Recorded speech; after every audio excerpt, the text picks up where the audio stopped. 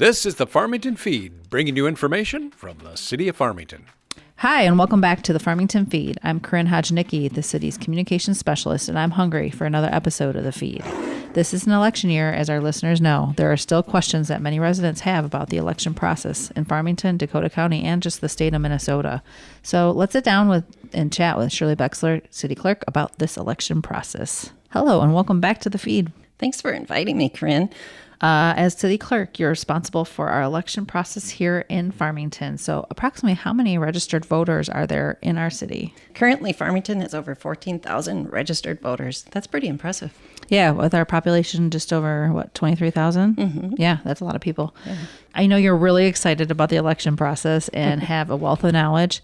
So let's start with the basics. Who qualifies to vote? Great question.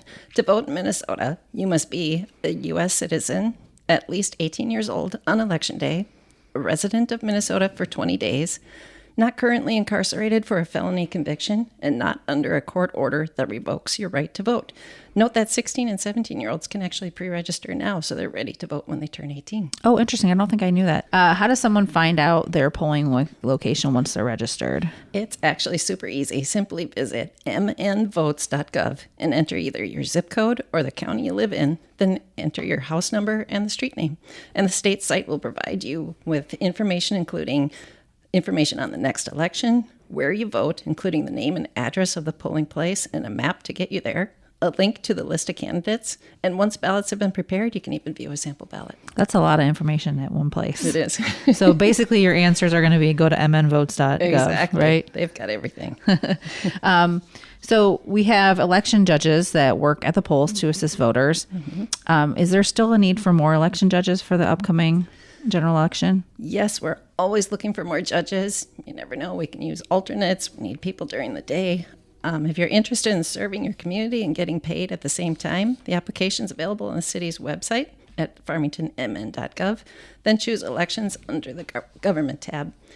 The completed application can be emailed to my attention or dropped off at City Hall. We also have them here if anyone wants to stop by and fill one out. Farmington election judges. Do it the old school way. Yeah. Get a piece of paper and fill it out. Yeah. They get paid $13.50 an hour for election judges, and head judges are paid $15 an hour. I hope folks will consider joining our great group of judges at Team Farmington. All right. And I heard a little something about an e-poll book, and I know you talked about it before. We posted a little bit about it. What is it used for? Well, if you recall, prior to the e-poll book, or poll pad as it's sometimes or usually referred to, voters would check in by signing with a pen next to their name in the roster book. And if they needed to register to vote on election day, they actually had to sit down first at a separate table to complete a long form by hand. Which I'm sure I did. Yeah. When I registered to vote. I did too. How many years ago? Yeah. So this could take several minutes depending on how quick or how slow you can actually write. And then get back in line to the roster judge. The poll pad can actually register a voter and check them in at the same time. With the poll pad, the average voter wait in Farmington for the August primary was 34 seconds. Wow, that's not long at all. That's super quick. Yeah, so that's nice. Makes it a little more efficient and quick. Mm-hmm. Now, what if you can't come on election day for whatever reason? Are there additional hours to submit your vote outside of that? Yes, certainly. We work hard to make sure everyone has an opportunity to vote. If they can't make it to the polls on election day, they can visit Farmington City Hall or any of the 3 Dakota County election offices to vote early.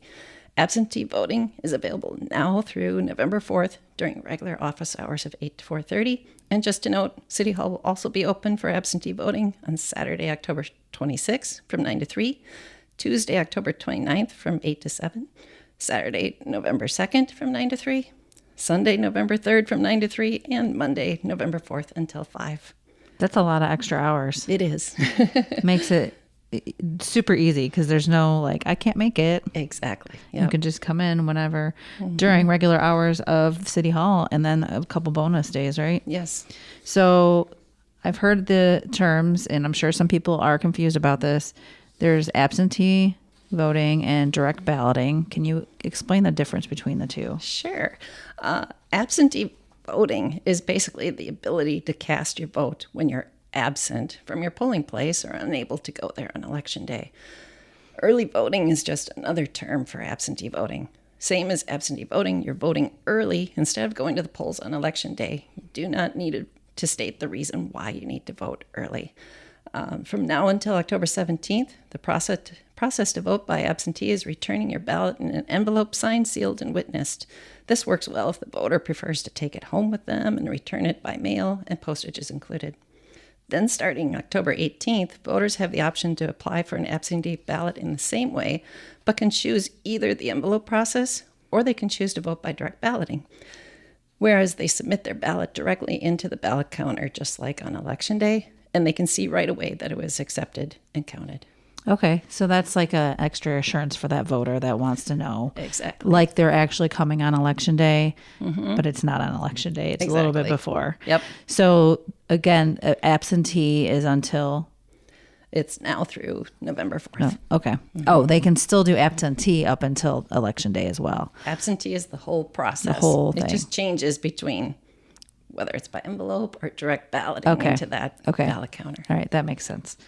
Thank you for clarifying. So I know you've bragged about this before, that you think Minnesota and Dakota County are leaders in this election process. So tell me why. Tell me why you think that. Well, I try not to study any other state because I believe ours is the best. Hey, don't brag. It's all right. I believe Dakota County and the state of Minnesota are leaders in the election process because they have such great people working hard to serve our voters throughout Dakota County and across the state of Minnesota. It starts at the top with the Secretary of State's office providing us with legislative changes and everything in regard to elections. Dakota County staff are, in my opinion, the best in what they do. They provide training and everything we need to run an election successfully. Their staff are so supportive for all clerks, whether we work in a city, township, or school district, and one of the best I've ever worked with. Wow. Okay. Well, I'll give some kudos to all those people at the county for sure. So election day, and I feel like these are normal hours for an election day. That hasn't changed, but some people still don't remember. What are the hours for voting on election day? All polling locations will be open from 7 a.m. to 8 p.m. Okay. So that's a long day. It is. But with a quick registration and signing in, that makes it a lot easier for people. Yep, lines and move pretty and the quickly. lines will not be long, hopefully. Hopefully. Because we're so fast, right? So tell me a little bit about what your day looks like. I know probably a lot more preceding election day, but I'm sure you're busy. What does your election day look like? Well, the days leading up to election day, I'm working to prepare and organize for that big day. We have great public works staff who help me set up each polling place the day before with equipment and everything needed so our judges are ready to go on election day. I couldn't do this without them. On election day, staff and I can be seen running from one polling place to another to assist with any needs our judges may have in getting set up by 7 a.m. or anything they need throughout the day. For sure. I'm also at City Hall to take questions from voters who need to find out where they vote or have other questions. And the head judges at each polling place report back to me throughout the day. Okay. Yeah. So you're kind of like a chicken with your head cut off for a little bit. Probably. Oh, so at the end of that day, we're going to want to know what the results are. How can voters find out election results? And most importantly, I'm sure they're looking for our mayor and council results. Yep. So you mentioned mnvotes.gov has everything. It does. Election results will be available at that site, the Minnesota Secretary of State's website, and we'll actually have a link on the city's website to get you there. Okay, perfect.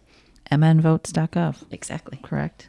A resident, you mentioned, can be sure their vote is counted if they do the direct balloting.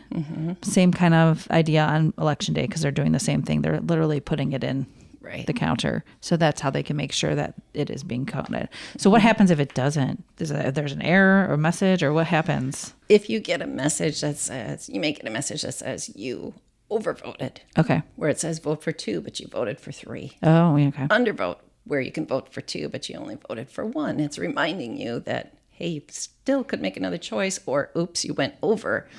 You have the choice to either cast the ballot the way it is, but those won't be counted. Because of that overvote, it can't pick 2 out of 3 for you. Or you can spoil it, go back to the ballot judge and spoil it and get a different one to vote on and do it correctly. Okay, that's good to know that they can do that. As a voter in Minnesota, what's the most important thing that they need to know? Well, the most important thing is to research the candidates and the issues beforehand. Then make sure you get out and vote. With 46 days of absentee voting prior to Election Day, including some weekends and evenings, the ability to apply for an absentee ballot online, and polling places open from 7 a.m. to 8 p.m. on Election Day, I think these options make it pretty easy for everyone to get out and make their voice heard. Remember, if you choose to vote by absentee ballot, just be sure it's submitted before 8 p.m. on Election Day to be counted. Okay, perfect. And what's your favorite part about the whole election process? Well, organizing and preparing for the big day is a lot of work, but it's also exciting when Election Day finally gets here and I get to see our hard work paid off. But what's truly my favorite are my judges. They're always happy about what they're doing, whether it's training, testing equipment, serving our voters at healthcare facilities, and working on Election Day. They're happy to do it because they enjoy serving their community. Team Farmington judges are amazing. Okay, so you mentioned going to healthcare facilities. How does that process work? We actually take the absentee voting process to them. Okay, because they can't get there, right? Right, yeah. Right. Instead of them coming to us, we take everything to them and set up just like they would here if they came to City Hall. So it's like their own little precinct.